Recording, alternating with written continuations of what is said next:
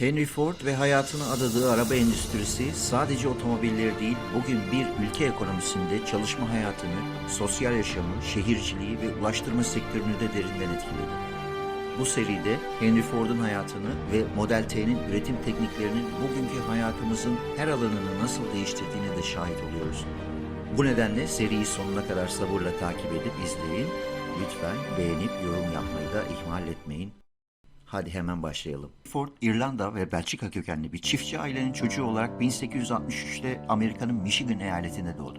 Aile altyapısı onun da bir çiftçi olarak hayatını sürdüreceğini düşündürse de çocukluk yıllarından beri çiftçiliği yavaş ve sıkıcı buluyordu. O çağda aileden gelen ekonomik ve sosyal yapının dışına çıkıp başka bir kariyer peşine düşmek pek de mümkün değildi ama Henry Ford'un bir şansı vardı.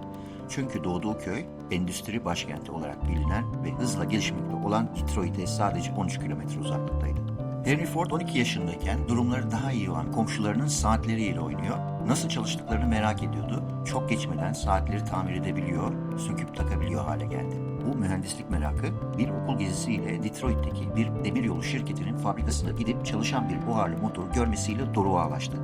15 yaşına geldiğinde ilkokuldan terk olmasına rağmen artık buharlı makineler tarımda kullanılmaya başlamıştı ve babasının çiftliğinde kullandığı makineleri kullanmakla kalmıyor, tamir de edebiliyordu. 16 yaşına geldiğinde babasının bütün muhalefetine rağmen çiftliği bıraktı ve endüstri başkenti Detroit'te çok geçmeden kolayca bir iş bulup çalışmaya başladı. Bu yolu her gün yürüyerek gidip geliyordu. Küçüklüğünden beri hızlı ve etkili çalışmak konusunda çok takıntılıydı. Bu nedenle endüstrinin lojistiği ile de yakından ilgileniyordu. 20'li yaşlarında bir dergide gördüğü petrol ile çalışan motordan çok etkilendi. O tarihlerde bu motorlar Avrupa'da artık daha fazla kullanılmaya başlanmışken Amerika'da daha kimse tarafından bilinmiyordu. 4 zamanlı olarak da bilinen bu motorlar Alman mühendis Nikolaus Otto tarafından sınırlı sayıda Almanya'da üretiliyordu. 1889'da bu motorlardan bir tanesini kendisinde kullanma fırsatını elde etti. Çok geçmeden 4 zamanlı motorla çalışmanın avantajlı olduğunu, işleri ne kadar kolaylaştırdığını anladı. Çünkü 4 zamanlı motorlar buharlı olmadıklarından çok daha hafifti, suyu ısıtıp buharı çevirmesi gereken boilerler bulunmadığından daha küçüktü ve daha güçlüydü. 4 zamanlı motorlar ayrıca kolayca hızlı şekilde çalışabiliyordu. Buna rağmen buharlı motorlar 30 dakika kadar suyu ısıtıp buhara dönüştürmesi gerektiğinden işlerin yavaşlamasına neden oluyordu. Henry Ford 4 zamanlı motorlara tam anlamıyla aşık olmuştu. Ancak buharlı motorlardan çok iyi anlamasına rağmen 4 zamanlı motorlar ve çalışma prensipleri hakkında neredeyse hiçbir şey bilmiyordu. Tam bu sırada elektrik üretimi yapan Edison Elektrik Üretim Fabrikası'nda işe girdi.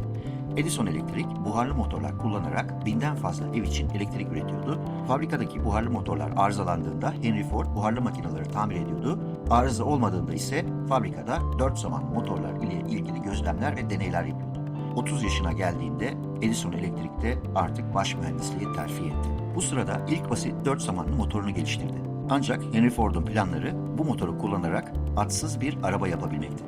Deneme yanılma yöntemiyle geçen 3 yıldan sonra 1896'da ortaya çıkan Quadricycle isimli 4 tekerlekli bisikleti andıran bu araçta basit bir şasi, etanol ile çalışan bir motor, 4 bisiklet tekerleği, 2 de vites vardı. Bu araç birinci viteste 16 km, ikinci viteste 32 km hızla gidebiliyordu.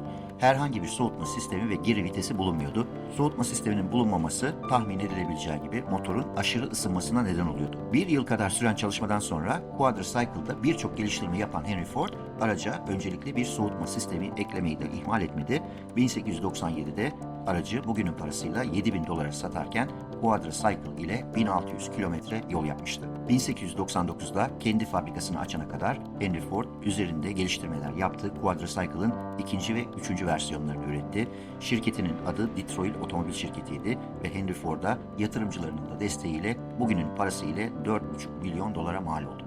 Şimdi biraz kenara çekilip bu tarihlerde Henry Ford'u biraz inceleyelim. 35 yaşında Detroit'in önde gelen sanayicilerini tanıyan, gençliğine göre nispeten daha varlıklı, hala çok yaygın kullanılmayan niş bir teknoloji olan 4 zamanlı motorları bir arabaya dönüştürebilmiş ve bunu seri üretime geçirmeyi planlayan bir sanayici. Henry Ford'un kafasında şirketi kurarken ürettiği otomobilleri diğer varlıklı sanayicilere satabilme düşüncesi vardı. Bir fabrika kiraladı, 100 kadar çalışanla sanayi bölgesinde ihtiyaç duyulan o zamanki anlamıyla kamyonet geliştirme işine atıldı. Çok geçmeden arabaları teker teker üretmekle seri halde üretmenin ne tür farklılıkları olduğunu yakından gözlemleyecekti. Bu dönemde otomotiv endüstrisi gelişme dönemindeydi. Parçalar fabrika dışında küçük atölyelere yaptırılıyordu. Sonra da fabrikaya getirilip insan gücüyle montaja giriyordu. Bu nedenle bir arabanın üretilmesi hem uzun zaman alıyordu hem de maliyetler yükseliyordu. Üstüne üstlük parçalar dışarıda yapıldıklarından aynı parça farklı sorunlarıyla fabrikaya geliyor ve üretimin aksamasına neden oluyordu. İlk kamyonetin üretilmesi 6 ay kadar sürdü ve 1902 yılına gelindiğinde ancak 20 tane kamyon üretilebilmişti. Fabrikadaki yavaş ilerlemeden rahatsız olan yatırımcılar Henry Ford'u %15 hissesinin olduğu şirketten ayrılmaya zorladılar. Ayrılıktan sonraki yıllarda bu şirket şimdi de çok iyi bilinen Cadillac fabrikasına dönüştü. Ford, işsiz kalmasıyla birlikte zenginler için araba üretme stratejisinin gelecek getirmeyeceğini anladı ve herkesin sahip olabileceği bir araba geliştirmeyi seçti. O yıllarda Amerikan ekonomisi gelişme trendindeydi ve gelir düzeyi artan toplum arabalara daha fazla ilgi duymaya başlamıştı. Buna rağmen arabalar önceden bahsettiğimiz nedenlerden dolayı çok pahalıydı. Henry Ford'un hayali, otomobili statü sembolü bir ürün olmaktan çıkartıp toplumun her kesimine yayabilmekti. Buna rağmen çözmesi gereken birçok dizayn ve üretim sorunu vardı. 5 yıl boyunca ailesi ve arkadaşlarından sağladığı parasal kaynaklarla Model A'dan Model T'ye kadar harflerle adlandırdığı 20 farklı tasarım geliştirdi.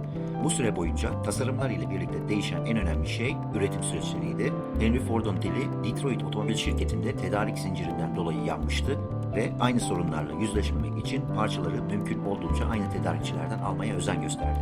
Tercih ettiği şirket bugün de yakından tanıdığımız Dodge kardeşler şirketiydi. Örnek aldığı başka bir süreç, Chicago'da ziyaret ettiği bir mezbahada gördüğü ilerleyen bir et işleme hattıydı. Bu hareket eden hatta asılı olan karkas etler yan yana farklı çalışanlar tarafından işleniyordu. Henry Ford bu sistemi araba montajında kullanabileceğini düşündü ve 1905'te açtığı fabrikada uygulamaya geçti. Artık fabrikada 300 kişi çalışıyor, günde 25 araba üretiliyordu. Tamamıyla hareketli bir üretim hattı olmaması Henry Ford'u tam olarak tatmin etmemesine rağmen bu fabrikada 1906 yılında üretilen Model N, Amerika'da en çok satan araba oldu. 1905'te üretilen 1600 arabaya rağmen hareketli üretim hattına geçildikten sonra 1906'da 8400 araba üretmeyi başarmıştı.